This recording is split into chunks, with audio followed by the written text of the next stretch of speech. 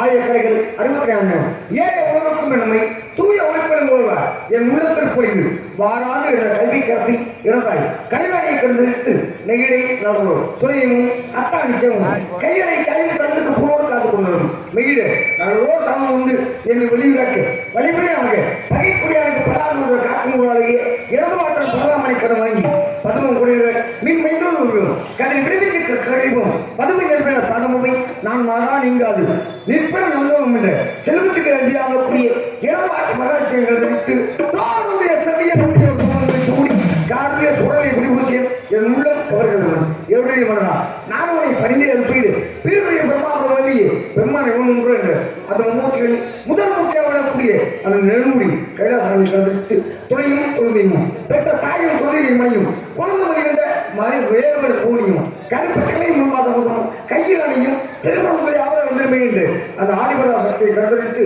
அனைவரும் ஆசைப்பட்டு ஆகாயமாக்கவும் இந்த பொழுது முன்னுள்ளேன் ஒரு காரணம் நான் ஒரு இடத்துக்கு வந்தனாக்க காரணம் இல்லாமல் வர மாட்டேன் ஏன்னா காரணம் இல்லாமல் தோழம் நடத்தப்படாது ஒரு நாளைக்கு வந்து தங்கினாலோ ஒரு கலவரம் செய்யாவிட்டாலோ எனது சிரசாகப்பட்டது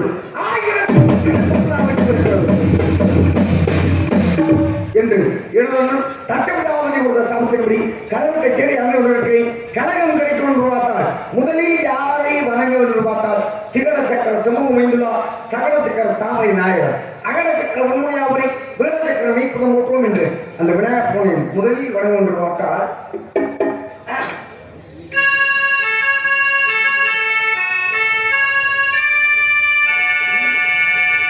ஆதி முதலாகி ஆனந்த வடிவாகி நாத மொழியாகி நம்பிக்கை பொருளாகி ஏறும் புகழும் எங்கள் விநாயகே பெருமானே உன் பாதமும் பணிந்தோம் எங்கள் பாட்டுக்கு புகழ் கூட்டு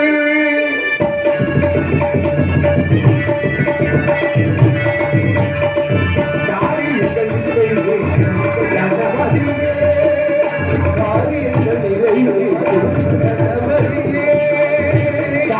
கணவரையே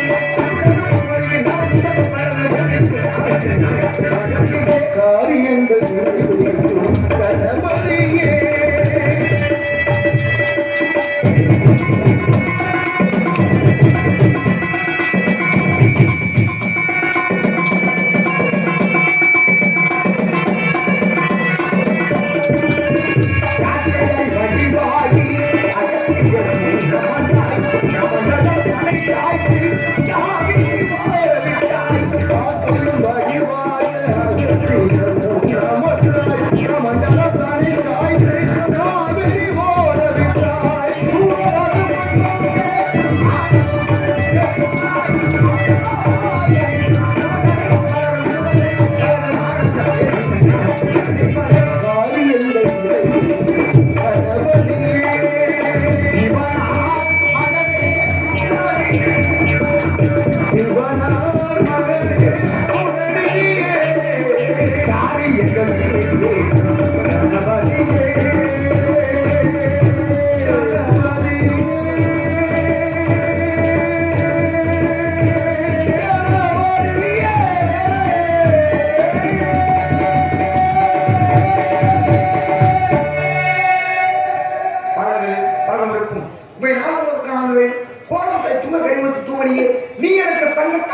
மூன்றும் எனது விளையாட்டுகளை வழங்குகின்ற போது வேறு யாரையும் வழங்க பார்த்தால் உலகலாம் ஒவ்வொரு அறிவன் இருபையாவின் நீர் மேலில் அணையின் ஜோதி அம்பலத்தாடுவன் மன செருப்படி வாக்கி உணவும் என்று அந்த சுப்பிரமணி வணங்குவன் பார்த்தார்.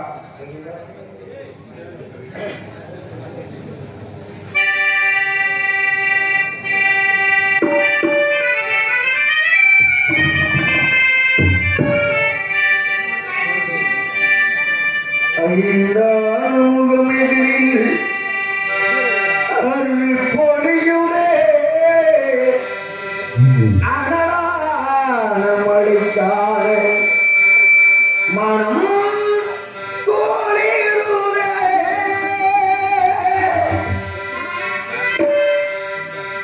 சிவமயமாக எரிகிறதே சிந்தையில் சிவயோகம் வருகிறது புவனங்களாலும் அண்ணாமலையே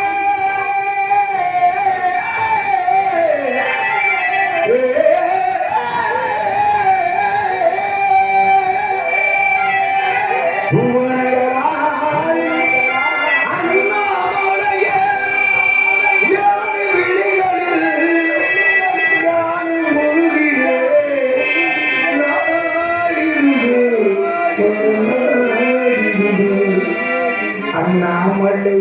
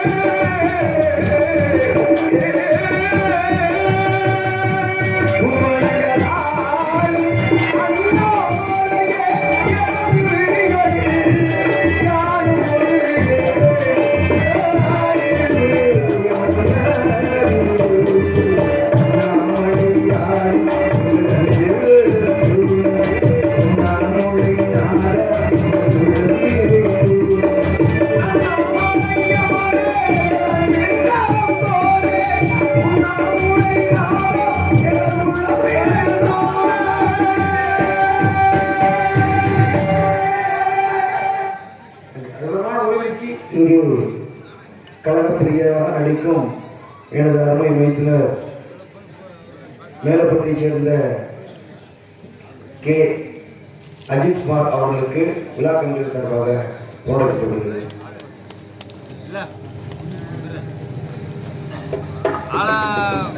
இங்கு வந்திருக்கக்கூடிய அனைத்து கலைஞர்களுக்கும் கைத்தறி அறை என்று சொல்லக்கூடிய பொன்னாடி அனைத்து போராட சூட்டிய விழா கமிட்டியாளர்களும் ஊர் பொதுமக்களுக்கும் இளைஞர்களுக்கும் மகளிர்களுக்கும் மற்றும் நாடகத்தை நீக்க அன்பப்பா ஏழை எளியோரை வாழ வைக்கக்கூடிய அன்பப்பா எம்ஜேஆர். ஆமா, எம்ஜேஆர் அன்பாலயத்தின் நிறுவனரும் திரைப்பட நடிகரும் சிரிப்பு நடிகருமான அன்பப்பா மரியாதைக்குரிய M.K. ராதாகிருஷ்ணன் அப்பா அவர்களுக்கும் அவரது குடும்பத்தாருக்கும் அது மட்டுமின்றி ஒளிபெருக்கி வேணன் ஆடியோ ஒளிபெருக்கி உரிமையாளர்களுக்கும் சக கலைஞர்களுக்கும் பக்கவர்களுக்கும் அனைவருக்கும் நெஞ்சான நன்றிகளை தெரிவித்துக் கொண்டு என்னுடைய அது மட்டுமின்றி இங்கே காணொலி எடுத்துக் கொண்டிருக்கக்கூடிய பெயர் தெரியல நாடக மீடியா அனைவருக்கும் நெஞ்சான நன்றிகளை தெரிவித்துக் கொண்டு என்னுடைய கைப்பிடி இதையே தோன்றுகிறே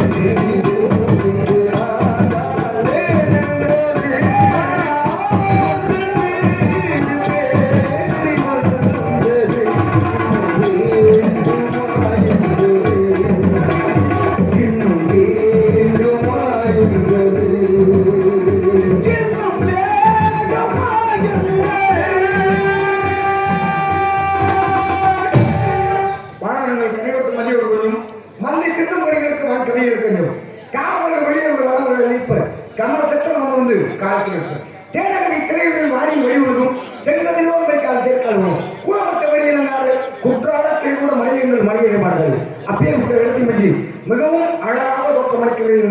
இந்த அழகு சுவை மற்றும் வெண்மையில் வரைக்கின்றார்கள். அதை எப்படி வரைக்கும் பார்த்தா ஒரு சிறிய கேள்வி கேட்கலாம். கேள்வி ஒரு விவரமா கேட்கணும் ஆசை. சொல்லுங்க சாமி. கேட்கலாமே. நான் கேட்கிறேன், நீங்க சொல்லணும். சரி, ஊர்ல இருந்து கேட்கலாரு. சரி, நீங்க சொன்னாலும் சரி, இந்த வார்த்தையை சொன்னாலும் சரி, இந்த ஆலயத்துல ஆமா இந்த ஆலயத்துக்கு மேல அந்த ஒரு உருவம் இருக்குல்ல, அதுக்கு பேர் என்ன? அது யார்? அது சாமி சிலை தானே. சாமி சிலைக்கு மேல இருக்குங்க. ஆமா, கோபுரம். கோபுரம் இல்லைங்க, சாமி சிலைக்கு மேல இப்படி இருக்கா? ஆமா. பழையமா இருக்கா?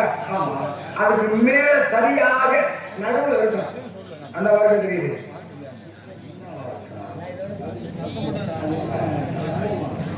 காரியம் யார் காரியம் சொன்னது? காரியம் யாருங்க இருக்குது? சரி சாமி, எங்களுக்கு தெரியும், நீங்களே சொல்லிருங்களேன். அதுக்கு உண்மையாக பேருன்னா நாசி. நாசி. ஏன்னா ஒரு அரக்கன், மிகப்பெரிய அரக்கன் சிவபெருமான் எண்ணி தவம் இருக்கிறான். அந்த வரத்தை வந்து எப்படி கேட்கணும்னு தெரியாம தவறான ஒரு வார்த்தை கேட்கிறான். நான் சொல்ல விரும்பல, அசிங்கமா கேட்கிறான். அசிங்கமான ஒரு வார்த்தை கேட்டுட்டான். கேட்ட உடனே உடனே ஆக்ரோஷமாயிட்டார், கோபம் அடைஞ்சிருக்கான். கோபம் அடைந்த பிறகு என்ன பண்ணாரு அப்படின்னு உடனே ஒரு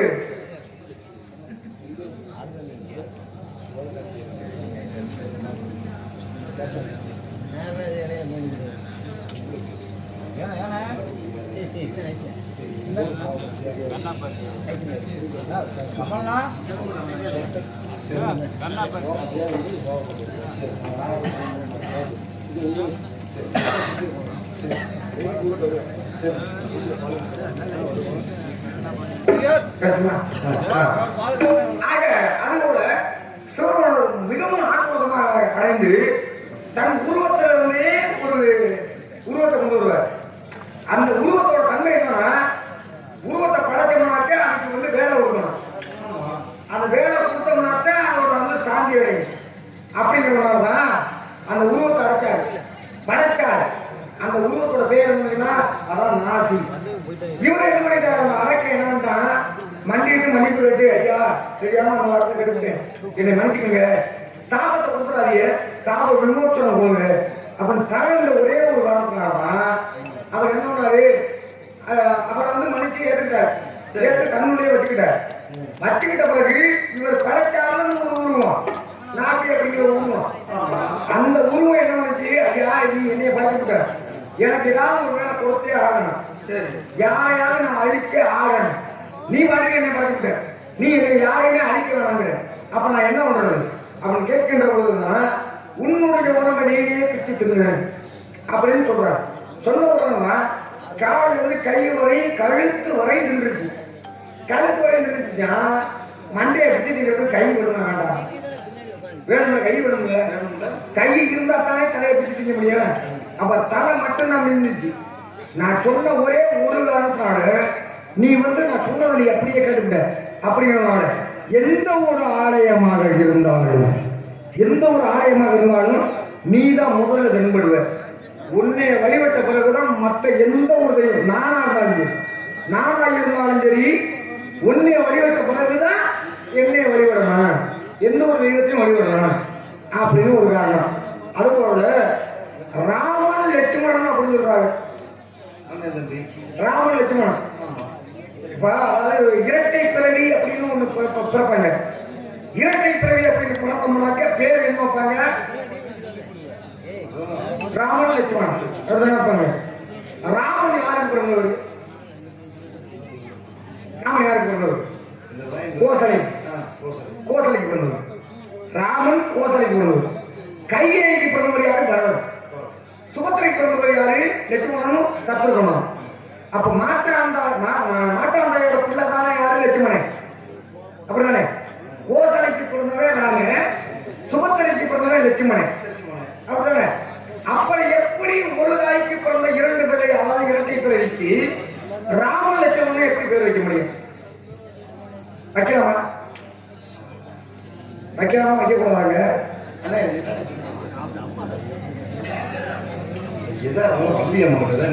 எங்களுக்கு என்ன சாமி தெரியும் நான் கேள்வியா கேட்கல விவரமா தான் கேட்டேன் அவர் எழுப்பிருக்க சும்மா ஒரு விவரமா தான் கேட்டேன்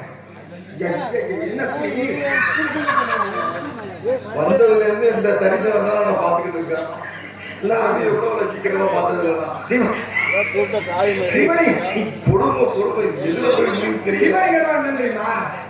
சிவலிங்கம்னா ஆதி உடையார் ஓடி ஆறாயிரம்